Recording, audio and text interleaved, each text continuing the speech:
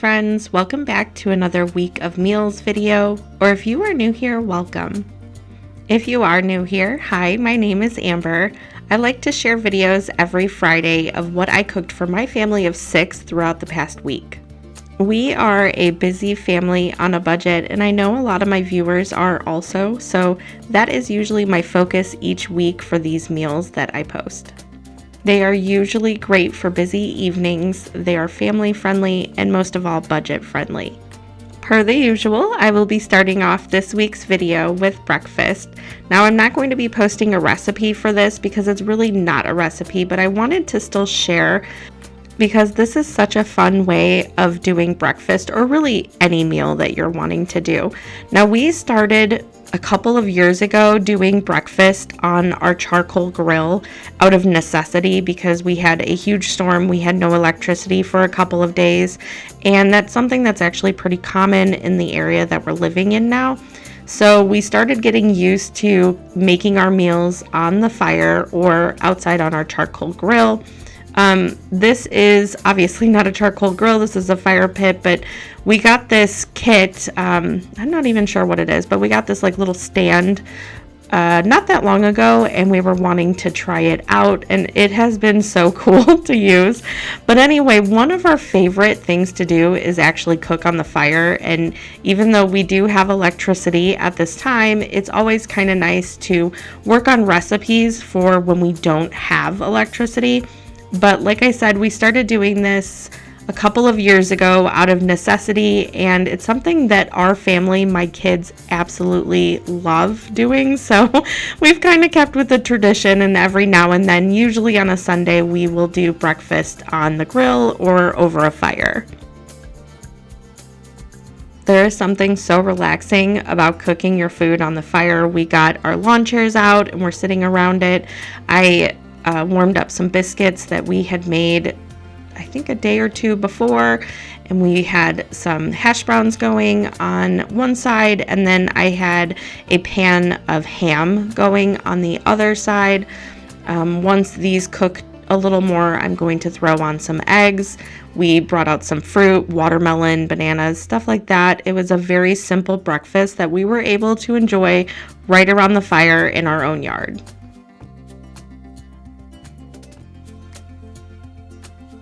We usually do a variety of foods for breakfast on the grill, and usually I switch up the meat and I don't really stick with like the most traditional of breakfast foods. It's kind of fun that way.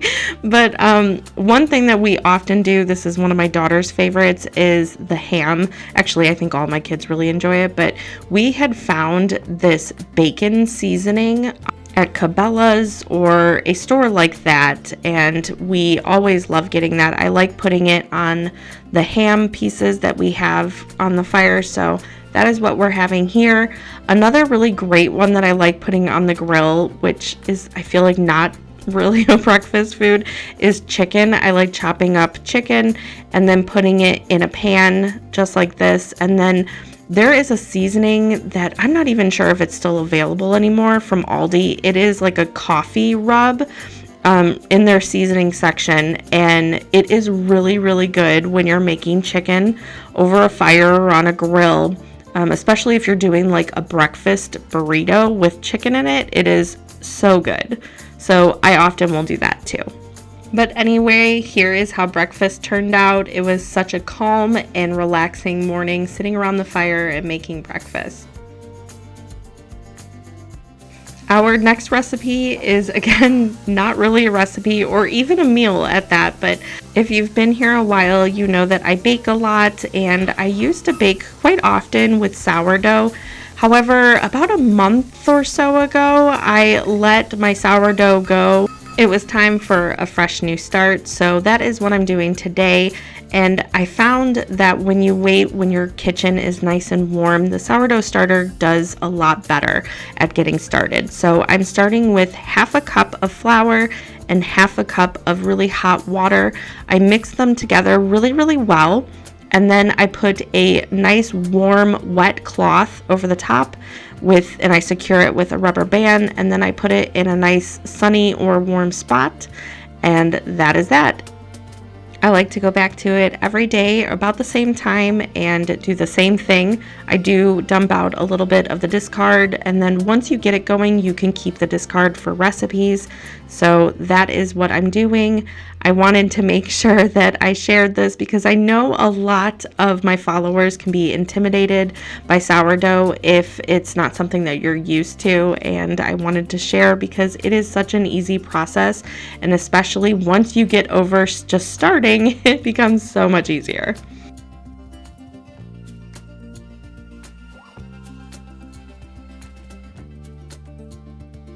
For my next recipe, I will be posting the recipe down below in the description box. So if you are looking for it, that's where you can find it. I have made this on my channel before, but I'm doing it a little different this time around. So I figured I would go ahead and post it. I am doing what was supposed to be campfire pizzas, but it was about to storm really bad, so we didn't want to start a whole fire just to have, we didn't really know how it was going to go. So instead of that, we went ahead and we put all of our pizzas into cast iron pans, and then we put them on our grill.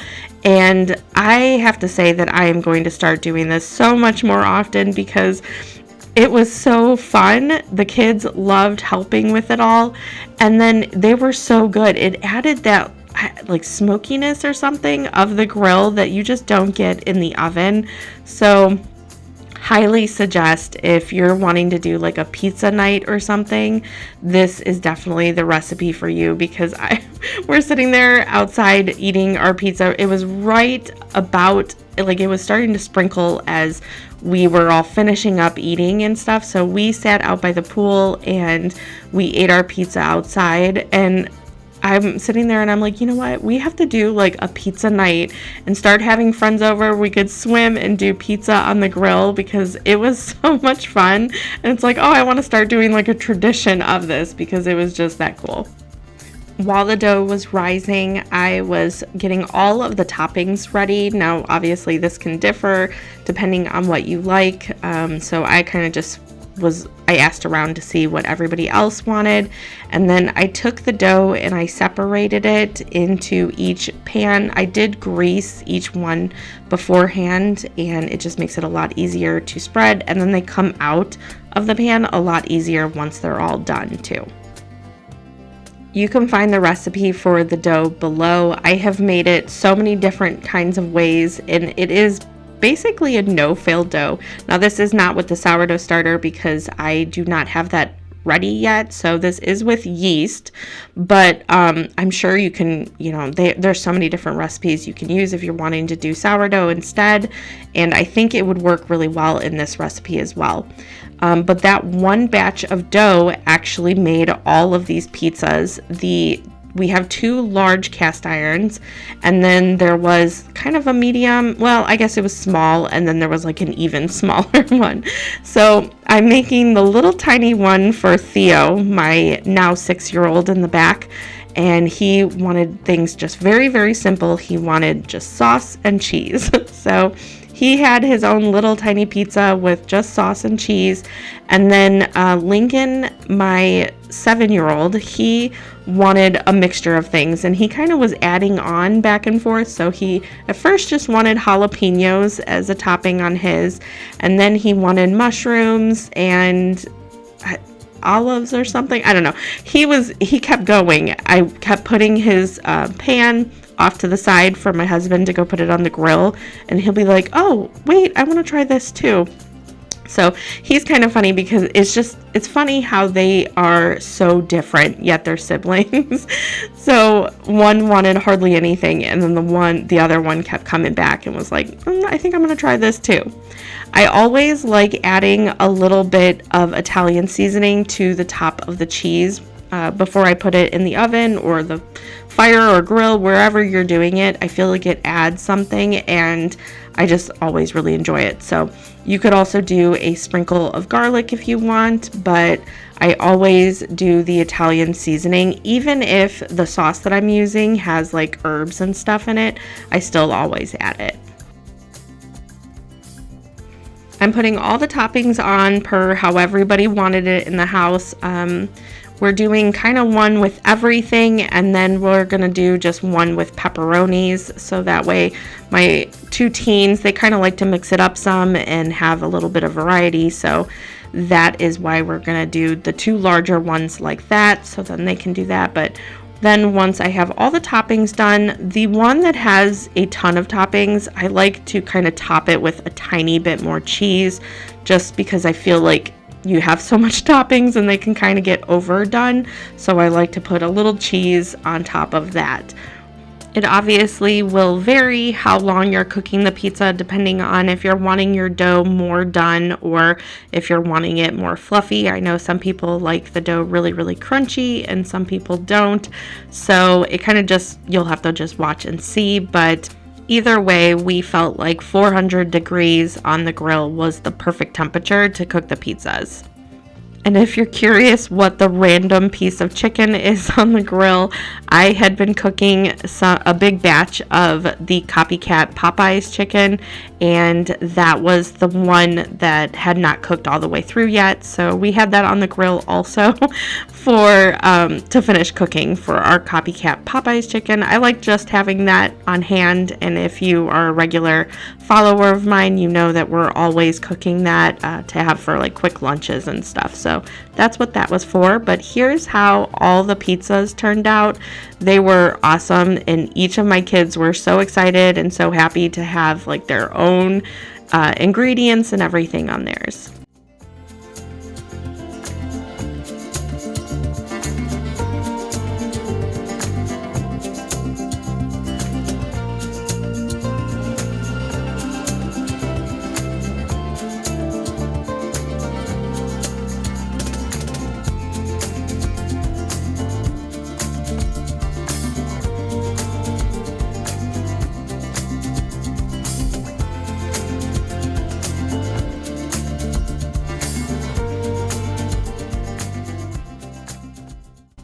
So I know that I usually start my videos with breakfast, and this is kind of randomly in the middle, but this is another breakfast recipe. And I feel like if you do breakfast for dinner, which my family loves to do, this would be a really great recipe to have. So this is breakfast enchiladas, and you can do these so many different ways, but this is one of my family's favorite way to do it. And it's also really good if you have like a lot of guests over. This makes a pretty big batch, and you can always, make even more. If your family really likes biscuits and gravy, then this is a really great version for you. I'm starting off by browning a pound of sausage in one pan on the stove, and then in a second pan I am making a batch of scrambled eggs.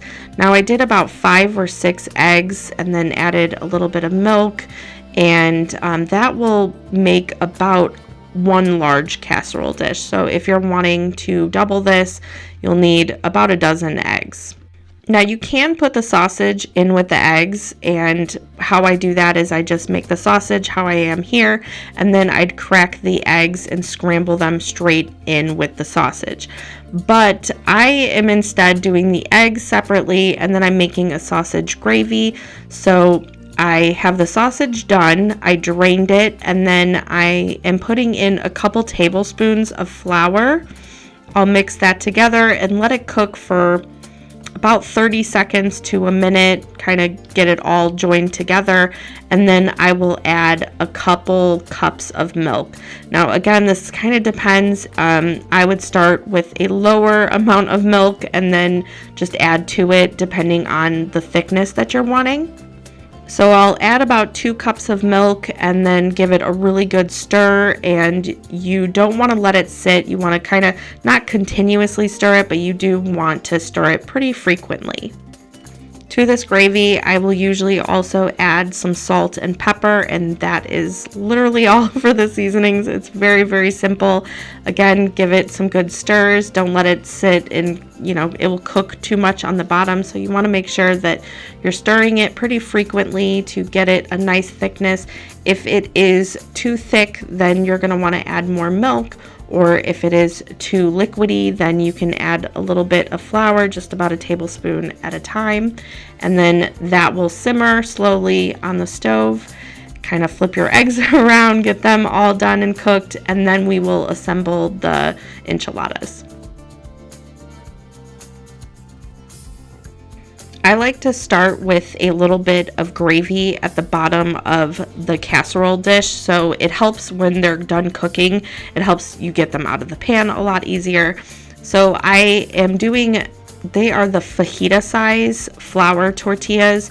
I'm stuffing them with eggs. If you're wanting anything else like bacon or veggies or anything like that, you would add them at this time. You roll them up and you just kind of layer them in the pan like I'm doing here. And then once we have them all in the pan, I'm going to pour the gravy on top. I'll top with a little bit of cheese and put them in the oven to bake.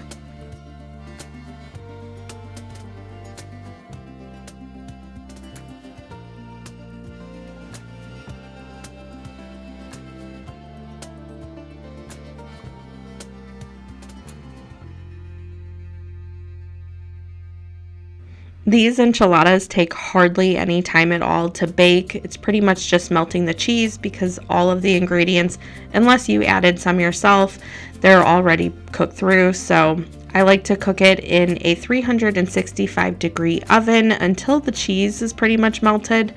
And then the last couple of minutes, I like to put the broiler on to really get the cheese kind of that brown and bubbly effect.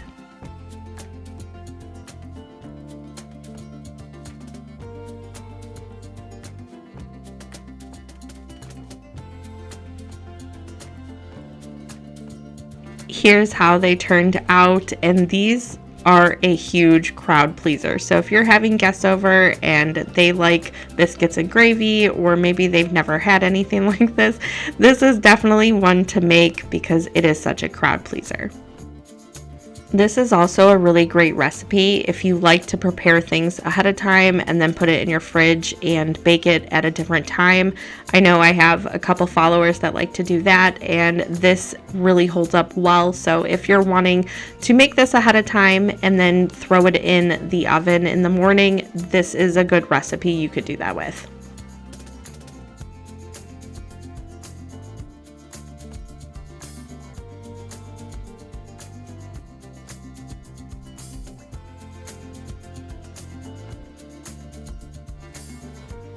We are moving right along to the next recipe, and I feel like it is a little weird that I'm making soup because it is pretty warm, but we cannot escape these storms. It is just rain constantly. We had a couple good days where it was nice and sunny, but it just seems like every day it is raining and storming, and it's just, I just needed some soup to kind of comfort me. If you are familiar with my channel, you know that basically all winter I make something called hamburger soup, and this recipe is very similar but also very different. So the hamburger soup is more of a broth, and it's really using vegetables that you're needing to get rid of, and it's not to be confused with like a hamburger. It's just using ground beef, and that's why I call it hamburger soup.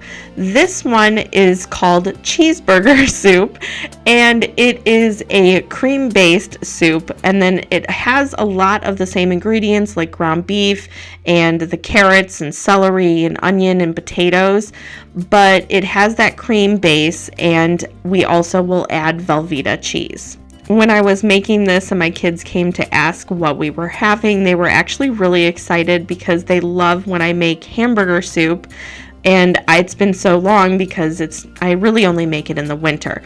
So they were really excited to try this cheeseburger soup, and they absolutely loved it.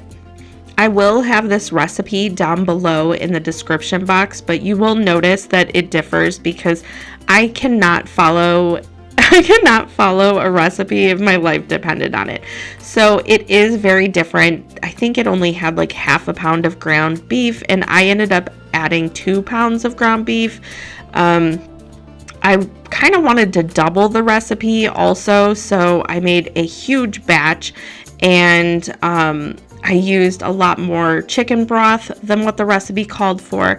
So I will make those notes down below as well. I'll put the original recipe, and then I will also put the notes of everything that I changed it was a very good soup, and I don't feel like anything I really changed is going to make a difference on the taste. I think it was just basically the quantity.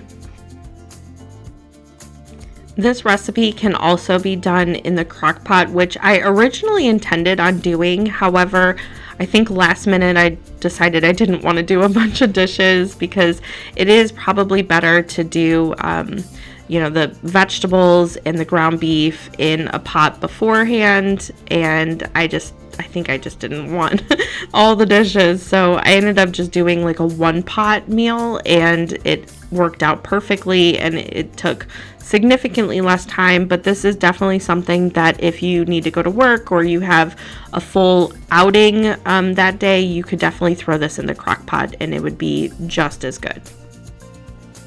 So in the pot, I have the beef browning, and then once it was browned, I drained the grease and then started adding the vegetables, the onion, the carrots, and the celery. I'll mix those all together, and then I'll kind of let it simmer for a little bit before I start adding some things.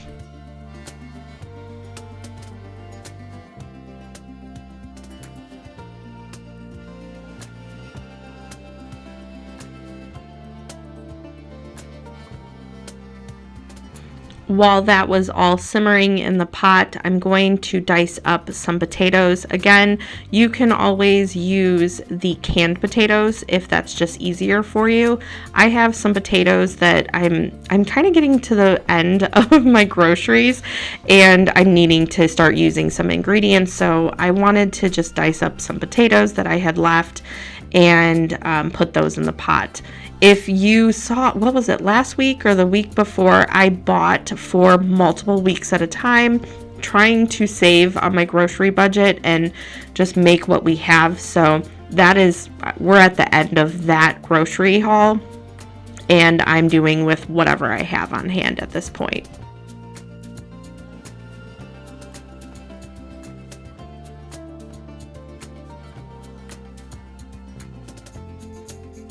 I've got the potatoes all diced, so I'm throwing those into the pot, and the recipe says to add a couple tablespoons. I'll have to look. I'm not looking at the recipe, but it says to add a couple tablespoons of butter to the pot. So that is what I did.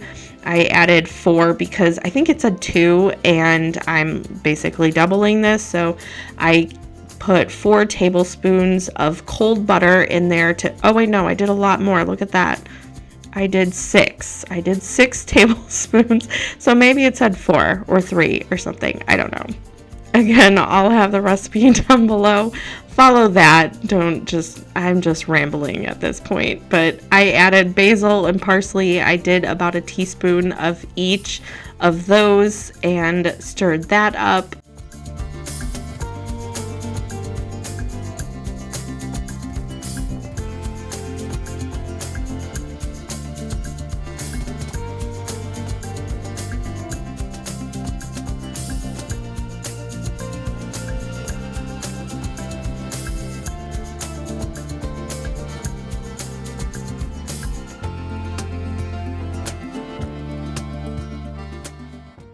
I did double the amount of chicken broth because I also like mine soupier, and I was afraid that it wouldn't be as soupy. I felt like because I added so much other ingredients that it would be too thick. So I did make sure that I added double the amount of chicken broth, and then I did a cup and a half or 2 cups of whole milk, which wasn't really that far off from the recipe.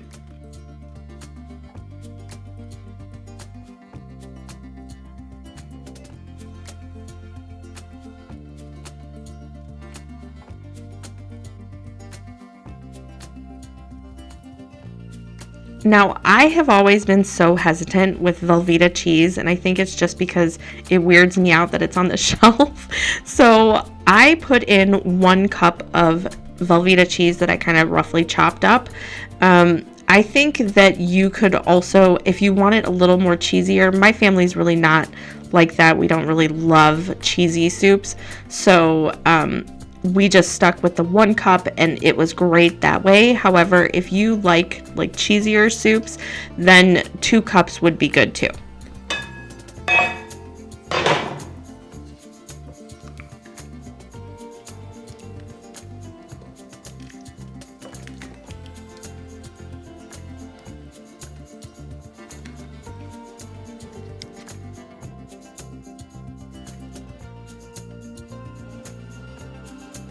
here is how it turned out. It was absolutely delicious and perfect for this rainy day.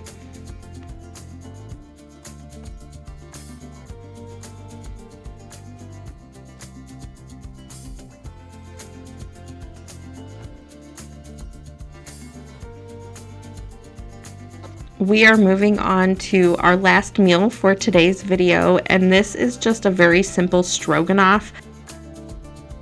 My husband was working late on a job site this evening, and so I was kind of solo parenting a lot of this evening, and whenever I do that, I tend to just try to make a very simple meal because I'm often doing a lot of other things too. So this is also something that I grew up with. I'm making it almost the same as what my mom used to make as whenever I was a kid growing up, and I love the simplicity of it, and I don't know, it might just because it's from my childhood and it's one of those comfort foods, but this is usually one that I like to do whenever I'm needing that kind of comfort food. I'm starting off by browning a pound of ground beef on the stove, and then I also have a large pot of water going for the noodles. I'm just roughly chopping a small white onion, and then I'll put that into the ground beef.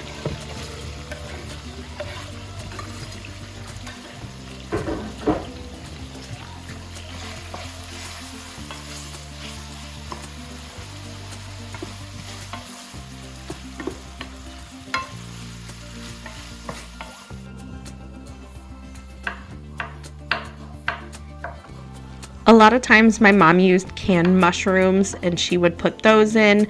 I have some of these button mushrooms that I need to use up, so I'm going to roughly chop those. I kind of like them all different sizes, so I'm roughly chopping those, and I'll put those in when the onions and meat are almost completely done. Another really great vegetable to add is green peppers, like a bell pepper.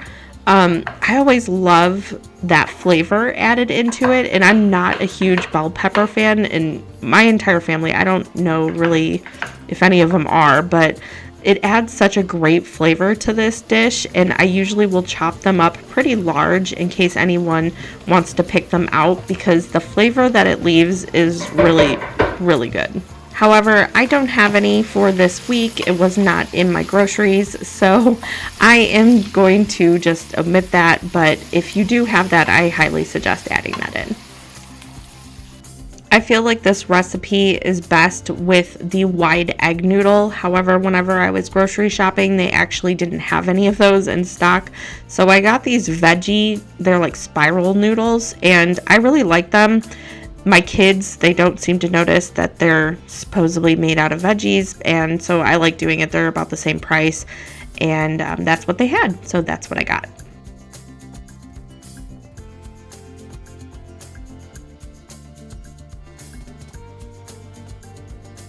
Once I got the noodles all drained, I also drained the grease from the meat, and I put that mixture into the large pot with the noodles, and I'm going to add cream of mushroom, some sour cream, and a little bit of milk it's just so it's not so thick. I'm one with texture, I guess, and as I'm noticing it's just a little too thick, so I like adding in a little bit of milk, but if you're liking it a little thicker, you do not have to add the milk.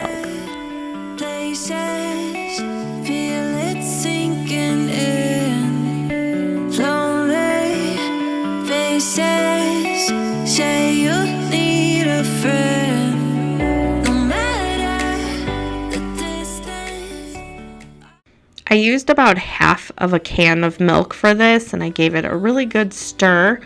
My mom always served this with a piece of butter bread on the side, and although I still really love doing that, I did steamed broccoli this time. I'm trying to make some healthier decisions and choosing some things over others, so I did steamed broccoli on the side, and this is how dinner turned out. But anyway, this is all I have for you today. Thank you so much for watching another one of my videos. I really appreciate you. I hope you have a great rest of your week. I'll see you in the next one. Bye.